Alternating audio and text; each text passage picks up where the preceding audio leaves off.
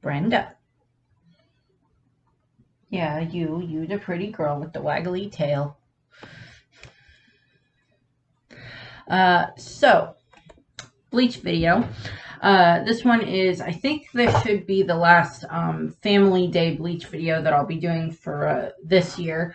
I don't know if it'll be the last Bleach video I do for this year, but most likely, since I don't talk too much about Bleach. But this one is going to be Grandparents' Day for Bleach. Yeah, Grandparents' Day. She does not care. There's actually not that many grandparents that really we get to know in Bleach, mostly because a good chunk of the characters are Shinigami and, you know, Soul Reapers, and they're not necessarily nigh on immortal, but they're exceedingly long-lived. And we don't get to see too many of them having grandparents. There's a couple, like Byakuya's grandfather and Toshiro's grandmother, that I will go over. Most of the ones that I'll be talking about are the human ones, the human-related grandparents. But there are a couple that I'll be talking about in the Soul Society, and one that got brought up a lot more recently in the anime, and I wish I had better pictures of. So, I'll start off the list with kind of the first one that we learn about to a degree, and that is Oscar Hagina. I apologize for mispronouncing that. It is Chad's grandfather. And of course, we learn through the flashbacks that we get with Chad that after his parents died, he went and lived with his grandfather in Mexico until his grandfather died, and then he moved back to Japan.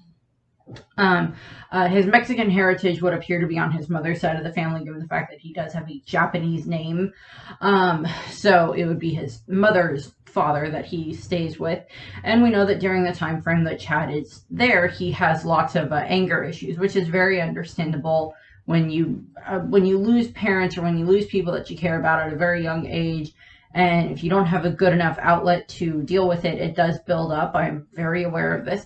Even if you don't, it still ends up having anger issues or emotional issues and stuff like that will very much affect you, no matter your age. But we of course see in the flashback Chad getting into fights and everything like that, and beating up on people and getting beat up. And then his grandfather comes in, and he's the one that gives Chad the coin, that he then kind of helps Chad use the coin as like a symbol to try to not be so violent, or to pick his fights wisely, choose his fights better, and use his power to protect people, as opposed to having them just be just getting into fights all the time. And I think part of that does lead into Chad having like a boxing career, because we know after all the time skips that happen in the more later on in the manga, that he does end up becoming a boxer. And I think parts of that kind of go into his grandfather. We also know that at various points in time throughout the rest of the story, we have flashbacks to his grandfather. There's also times where Chad just kind of has, where they have, different opponents that have, illusion power, and they, manipulate it and make it look like his grandfather. So his, makes it harder for Chad to want to fight and everything. But so we get that. But we haven't really heard too much else about his grandfather. We know that he has passed away, and that Chad, of course, his treasure, his possession, is the coin that's from his grandfather, which, of course, that coin led to him and Ichigo becoming friends. Next up, we have Soken and Izumi Ishida, and they're, of course, the grandparents of Uryu. So the one we hear the most about is, of course, Soken. We hear so much about him in regards to the first part of Bleach, when we're getting introduced to Uryu and the concept of the Quincy's. We get all these flashbacks with him and his grandfather training him and teaching him how to use his Quincy powers. And we can deduce very, very easily, given the way that Ryuken talks about his father and the way that Uryu talks about his father, is that there was a big change in Soken between the time when Ryuken was growing up and when Uryu came along. There was a big change. And I think there might be a two-part factor to that. A, everything that happened with Misaki, because I am quite sure that Soken probably was told about what happened with Misaki and the Hollow, and and Ishin, and all of that stuff. I'm sure he was told about that. The other thing that I think happened is that his wife died. Is that at some point, because we have no idea if Izumi is still alive. I am assuming she is actually dead. She may have been around for a little bit when Uryu was very young, but she seems to have been gone at this point in time, given the fact that we have not seen nor heard of her throughout the rest of the series.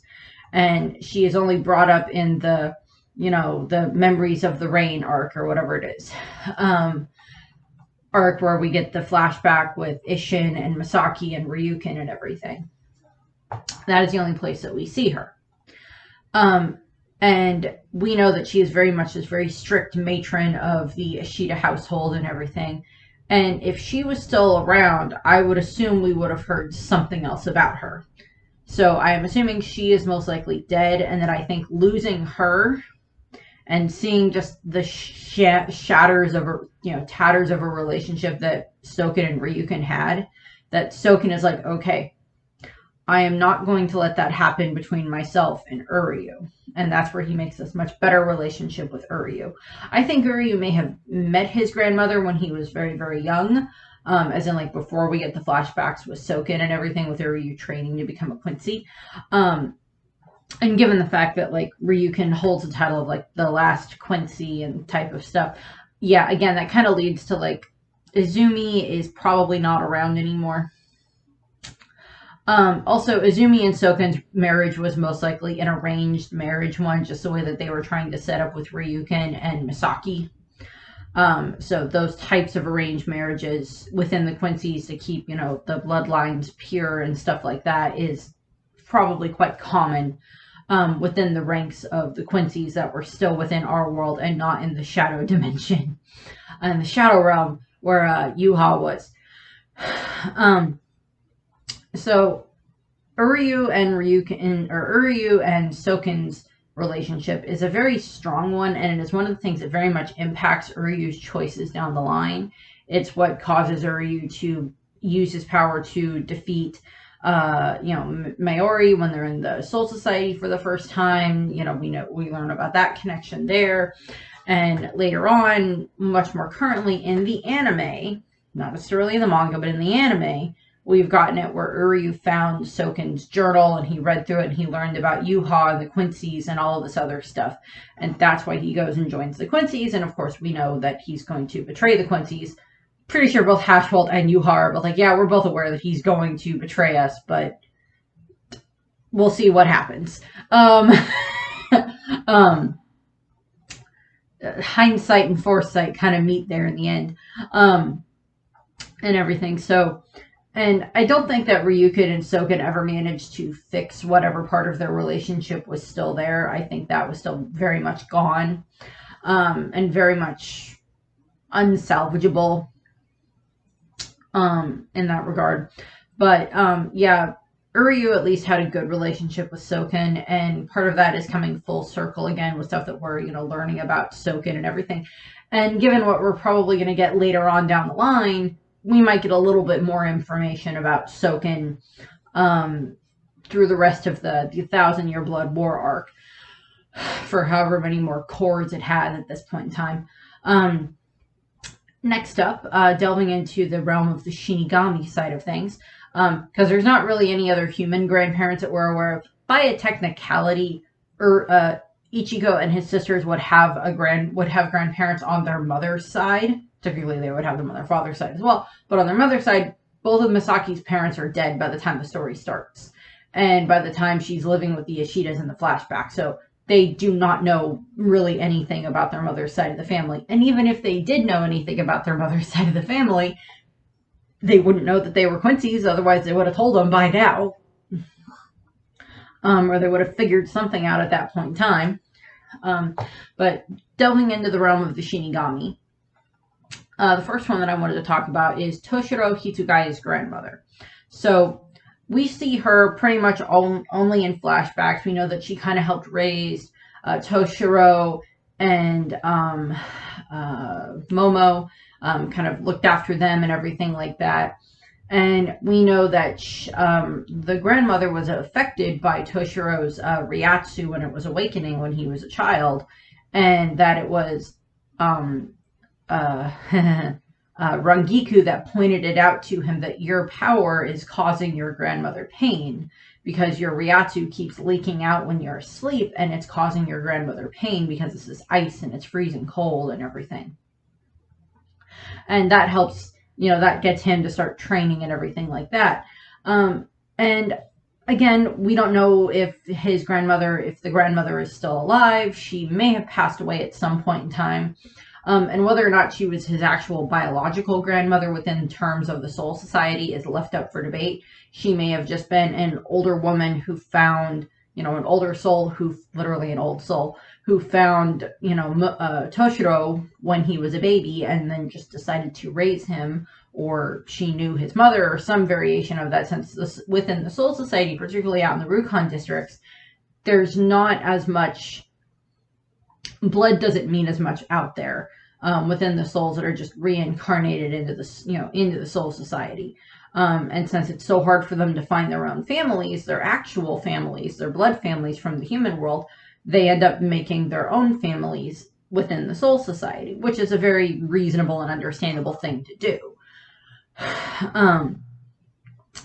Given the circumstances that you're handed, it's just like, well, I would rather find a place that I would at least have some people that I know that can help take care of me and that I can help take care of, and that we might be safer together than, being on my own and out in the really, really bad districts where there's nothing but poverty and starvation, even if I don't have, the need for food. I would rather be within, closer to the Seirete instead of, way out there. But, so we see her there, and we know that Toshiro has a very, very high regard for his grandmother and everything, and wants to keep her safe and everything. That's why he starts training at such a young age to become a Soul Reaper, so he can control his power. We don't really ever hear anything else about her as far as I'm aware. I'm assuming that she either has passed on, as in gotten reincarnated into the human world, into the world of living, or she is still around and Toshiro just has used some of his money to put her into a much better place to live. So that way she's not as worried about starving and everything like that, or food and, drink aren't as big of an issue as they used to be. Because I can definitely see that Toshiro would have helped with that, and Momo probably would have helped with that as well once they were, old enough and able to start training and everything. And able to start bringing in an income, that they would have helped her with that. That just seems like what they would do. And then we have going into the Kuchiki clan. So we have Ginrei Kuchiki, who is the biological grandfather of Byakuya and the adopted grandfather of Rukia. Now, we don't know. We've seen bits in the flashbacks of Ginrei and Byakuya's relationship, and Byakuya as a child is just as this teenager that we see in the Turn Back the Pendulum arc and other flashbacks, where we just see that he has this very, very stubborn and not necessarily arrogant, but very stubborn and very don't mess with me type of personality that he has, that he is much more ruled by his emotions than he is currently in the story. And so we see a lot of that in the flashbacks when we get to Turn Back the Pendulum arc and him getting teased by Yoruichi and everything like that. And we know that Ginrei was the previous captain of Squad 6 within the Gote, and that position seems to be something that's passed down through the Kuchiki clan. We don't know if that was 100% like an original Kuchiki clan member founded it, or if it's just something that developed into that. We're not sure. Because I think when we got the flashback for all of the original captains of the squads, I don't think any of them had the last name of Kuchiki, and I don't think the one that was in charge of Squad 6 was a Kuchiki, if I'm remembering correctly, but I could have been wrong about that. I don't remember exactly, but at some point it transferred into being like, this is like something that's passed down through the Kuchiki clan. I mean, you still have to like prove that you're strong enough to be a captain and everything like that. It's not like Byakuya would have just been handed this position after Ginrei died. No, Byakuya had been the lieutenant by the time his grandfather either retired or passed away. And again, we don't know exactly when that happened. But that, Byakuya would have had to have proven that he was strong enough to take up that position as captain after his grandfather was no longer in that position. And they seem to have a pretty decent relationship. Ginrei is part of Byakuya's training and everything like that, and we get flashbacks where we see the two of them training together and stuff. We also know that Ginrei was very good friends with Yamamoto, and then during the whole Sword Beast Rebellion arc, which I kind of like that arc. Just in all honesty, I kind of actually like that arc because it gives you like an idea of like how the different Zanpakuto spirits, how they kind of feel about their, how they feel about their, Shinigami, about their wielders and everything.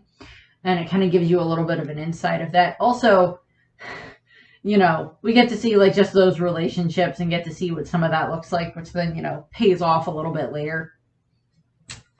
What we see with that is we do get these flashbacks that involve, Ginrei a lot more than what we see him in the actual story within the canon of the manga and everything. Which is just kind of nice. We get a little bit more of an idea of what he would have been capable of. I don't think we ever really get any information about his Zanpakuto or his Shikai or his Bankai as far as I remember. But he was pretty strong, and we see a good representation of his and Yamamoto's relationship, and probably Unohana as well, for the relationship of the three of them, since they would have been like three of the oldest captains at the time. But we don't really get too much else there. And then where Rukia would come into that, since we don't know exactly when Ginrei would have passed away,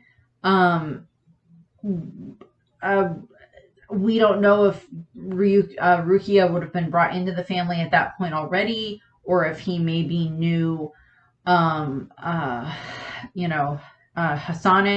We don't know.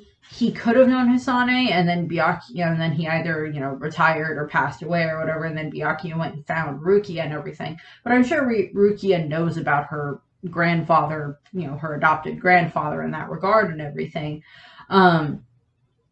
And I don't see Ginrei as being one of the people, because, like, we know that Byakuya's father has passed away by the time everything is happening in the story for the most part. He was a former lieutenant of Squad 6, but he ended up dying at some point in battle, but he also was not as skilled of a Shinigami, and he didn't much care for battle to begin with. But he still did it because it was his duty as a member of the Kuchiki clan, which I went over a bit more in the Father's Day video, I believe. If Ginrei had still been alive when Byakuya and Hisane were married, and doing their courtship, and when they were married and everything, if he was alive, he doesn't strike me as the kind that would have been against them being together simply because Hisane was not from another royal or another noble family or something, that she was from nothing. I don't think he would have minded that. But I'm not sure. We don't really get too much else there. Assumedly, there's a grandmother that's involved in this somewhere, but we don't have any idea of the other members of the Kuchiki clan in that regard. And then up to our last one, our final entry for this list, is the Wolfman clan elder, who is the giant dog wolf thing, Falcor dog, I think is what Tekken 101 called him, which is fair enough. That is Komomura's, I think he's supposed to be like his great-grandfather. So there's, a double setup there that there's, 3 generations back in that regard. And that he is that he's the leader of the clan, the Wolf clan, or the clan that Sajin is originally from. And at the end of the first part of core of the first at the end of the first core for Bleach Thousand Year Blood Work is when we're introduced to him, when Sajin goes to him and is like, okay, I need you to teach me this technique to help me get stronger so I can then get revenge on Yamamoto, or get revenge for Yamamoto and everything like that. And we see the Elder just kind of like regard Sajin as like, you left our clan. You hid your face under shrouds and buckets for so long. And now you're back here and you're trying to, what? You want to get more, stronger to help get revenge, for the sake of a human, when the humans have done nothing but cause our clan pain and suffering and, ostracized, that we've been ostracized from their world for however many generations and centuries and millennia and everything like that. And now you're coming back here to me and you want me to help make you stronger. And it's kind of like, Saji, yes. And he also, Sajin pleads and makes his case and everything like that. And we see that in the manga, and we see that in the anime much more recently. Near the end of Core 1 and the beginning of Core 2, when we're getting those flashbacks and everything, or not really flashbacks, but getting that interaction. And I believe Sajin and the Elder do end up having like a bit of a spar, and he's like, fine, I'll teach you what you have to do. Here's this bowl. Rip your heart out and put it in the bowl. And that will result in you being able to unlock more power for a certain amount of time. And, we see in the manga and we see in the anime that, like, I don't think Sajin really hesitates at all for, that's what I have to do? Yes. Okay. Bowl. Okay. What happened to all my fur? And then he goes off and he fights Bambietta and everything like that. And during that time frame is where we see the Wolf Clan Elder is just like watching the heart and everything. And it's just sitting there and it's still beating, which is really disturbing. And I couldn't find any pictures from the anime of this yet, because I haven't been able to find good ones that have been uploaded yet, unfortunately. So I have to stick with the manga panels, unfortunately. Not that the manga panels are bad, but the anime would have been a little bit clearer. Although they make Core 2 very dark in certain areas. And I don't just mean like dark thematic wise. I mean like they could have turned up the contrast. They turned up the lighting on the TVs a little bit, or on the actual pictures while you're looking at it, so you can see the details better. But it's like with the Harry Potter movies, they get progressively darker and darker and darker, both thematically and in regards to, can we get some more light in this place, some more colors?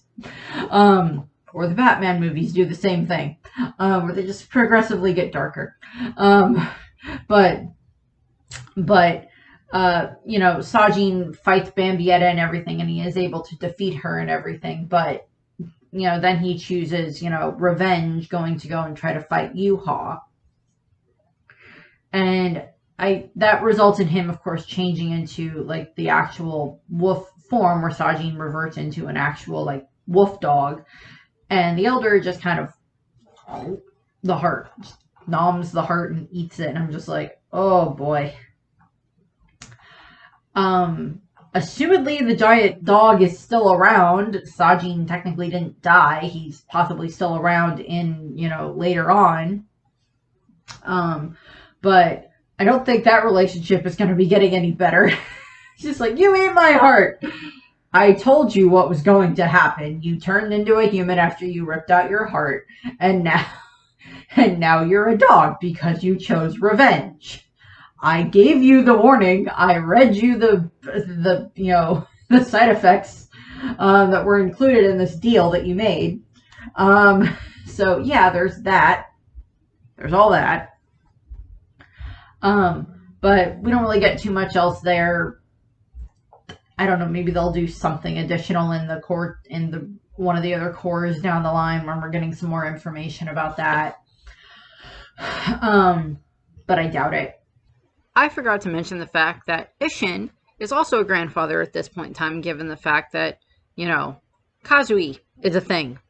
At the end of the manga. So yeah, Ishin being a grandfather to Kazui is just one of those things where it's just like, oh good lord, I feel sorry for that child. Oh lord. Not that Ishin would be a bad grandfather. It's not like he was a bad father. He was a very good father. He adores his children, and he probably adores Kazui as well. But I just, please don't have Ishin babysit all that often, or if you're doing it, do it as a punishment to Ishin, because Ishin can be kind of an idiot at times. So, yeah, I forgot to add that in there in the actual video, so I'm popping it on here at the end.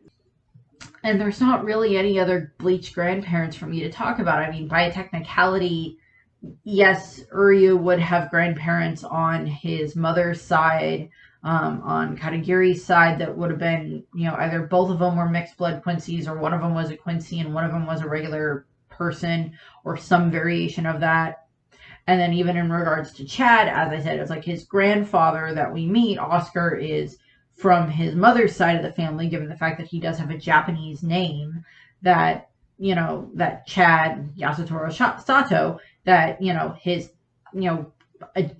his grandparents on his father's side, that would have been the Japanese side of the family, that they might possibly still be alive, and they might be the ones that kind of help take care of him throughout the rest of the time frame that he's in Japan, and up through everything else that's currently happening in the manga and everything, and in the anime.